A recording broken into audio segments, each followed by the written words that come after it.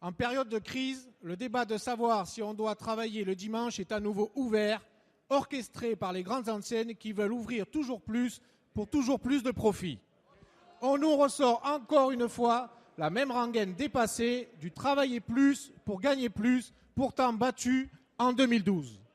Le rapport de M. Bailly confirme le fait que l'ouverture des magasins le dimanche ne sera pas systématique et restera dérogatoire et encadrée par l'État. C'est une très bonne chose. Notre rôle, c'est de défendre le vivre mieux plutôt que le tout consommation. Si nous ne sommes pas vigilants, la société de consommation continuera d'envahir les quelques moments qu'il nous reste dédiés à la vie sociale, familiale et aux loisirs. Je préfère que nos concitoyens puissent profiter de leur dimanche pour découvrir les paysages de leur région plutôt que les zones commerciales uniformes dans leur ville. Aussi, je le dis très clairement, le travail du dimanche est symptomatique d'un modèle économique archaïque et à bout de souffle que nous devons dépasser.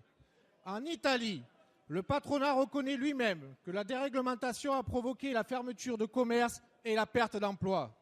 Si on écoutait les partisans de la déréglementation, on irait toujours plus loin.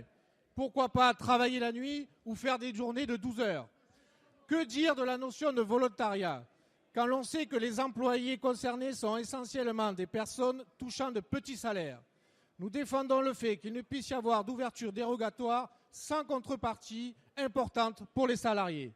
Qui, mes chers collègues, connaît quelqu'un qui sacrifierait volontairement des jours de repos hebdomadaires si on lui donnait par ailleurs les moyens de vivre correctement? Monsieur le ministre, pouvez-vous nous dire les suites que vous donnerez au rapport de M. Bailly? Merci. La parole est à Monsieur le ministre Michel Sapin. Merci, Monsieur le Président. Merci, Monsieur le député S'il vous Cavard, plaît.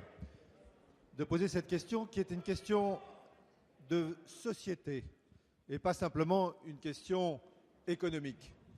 Voulons-nous conserver dans la société d'aujourd'hui, même celle d'aujourd'hui, même dans un monde qui évolue, même dans une France qui évolue, voulons-nous conserver quelques repères simples qui puissent nous permettre de nous rassembler les uns et les autres?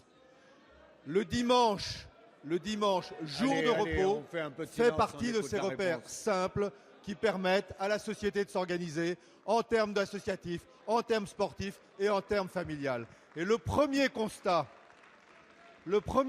que fait le rapport Bailly, que le Premier ministre avait demandé à cette personnalité d'écrire, après avoir rencontré l'ensemble des acteurs, le premier constat est simple.